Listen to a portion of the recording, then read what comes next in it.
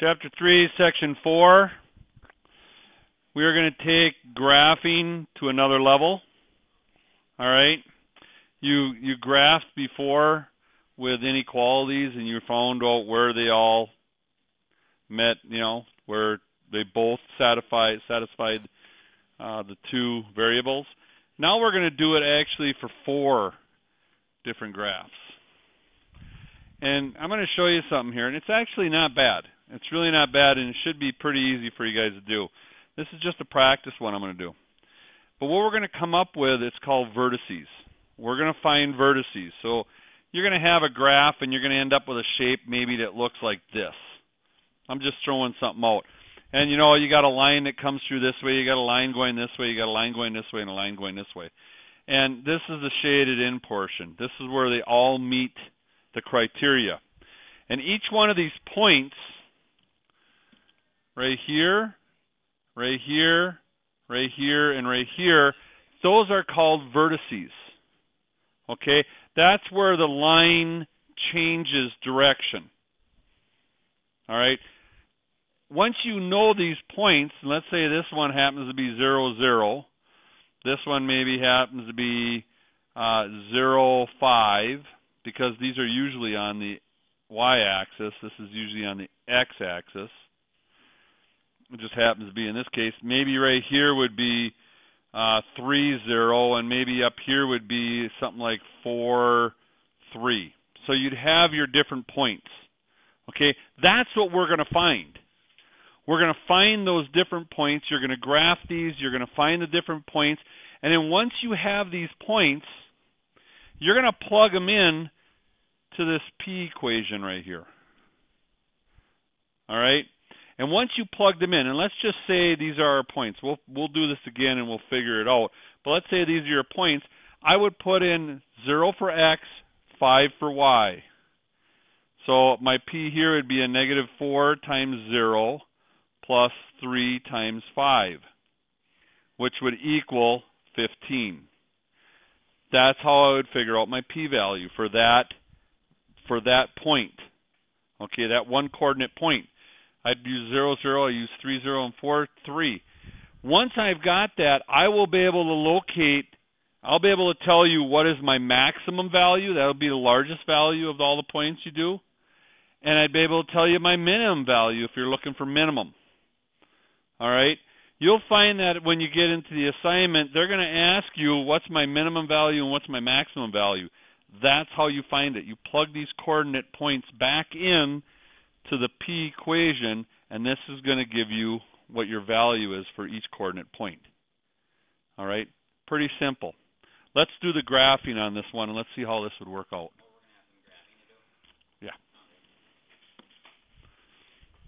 Okay. Let's take a look at this one here. We're going to graph that one. I'm going to graph it right here. And if I was to graph this one, let's put this in red, first one. If I was to graph this line right here, I would have y is less than or equal to. So less than or equal to means it's going to be a solid line, yes. I don't know. So if I was to graph this one, a negative x, so if I did my t-chart, really, x, y, if I put 0 in for x, my y would be 3. If I put 1 in for x, it'd be 2. And I put 2 in for x, it'd be 1. So I get an idea of where this is going. 0, 1, 2, 3, and then 1, 2, 1. So my graph is going to look like this. It's less than if I put in my 0, 0 to find out which side I shade in on. 0, 0 is 0. Less than 3, yes. So my shading is going to be this side of it. Now let's graph my next line. Do that one in green. This one right here. What do I look at this? I mean, I'm looking at this right away. Do I really need to do a t-chart on this with x, y? Or can I look at it and say, this is really my slope-intercept form up here. So if I was going to graph this, I'd say, okay, it's going to intercept at 2, 1, 2. and it's going to go a -1 on this and over 2.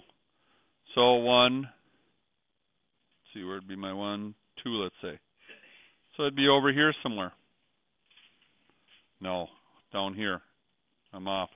So my line would go through this. And now it's less than, so I put my 0, 0 in here. 0, 0 is 0 less than or equal to 2? Yes. So I'm going to shade here. You can see where both of these are right now. They're all down in here. My last two I'm going to use are going to be where x is 0. Well, where x is 0, it's right on the y-axis. And where y is 0 is right on the x-axis. And they're both greater than, so they're both going this way and this way. So I'm going here. So the region that I'm actually looking at is right here. This is the region I'm actually looking at. Once we have this region, we know that 0, 0 is one of my points. My point over here, I'm going to guess right now, because I don't know for sure if I'm over 2 on that, would probably be like 2, 0. This one up here would probably be like 0, 2. And then this one over here, I guess if you graphed it, it'd be point something, and or it'd probably be 1 point something. All right. But I'd have my 4 coordinates. And now I'd be able to do it. Let's just say this one is 1, 1. It's not really, but I'm going to say it's 1, 1. Okay? And it may be 1, 1 because I may not have these lines perfect. But let's say that's 1, 1. So now I want to find the maximum using this here. Well, if I put 0, 0 in here, it's definitely not going to come out a maximum, is it? I can kind of throw this one right out. If I put 0, 2 in here, 0, 2, so I'll say 0, 2 would give me P equal to 6. 2, 0 would give me a -8. P equals -8. And 1, 1 would give me, bless you, P would equal -1. And I'll just put my 0, 0 here, bless you. This would equal 0. Which one of these is the greatest value? 0, 2, right? Yep. So this coordinate right here would give me my maximum for it. And that's their axiom, maximum for this. See how I put those numbers in to get it? That's all this is. You're going to have 3 problems to do. 3 problems to do. And that's all. This is all it is. You find those points and you put it in.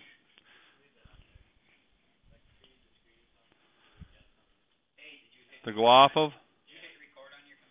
Mm-hmm. All right, go ahead and do those.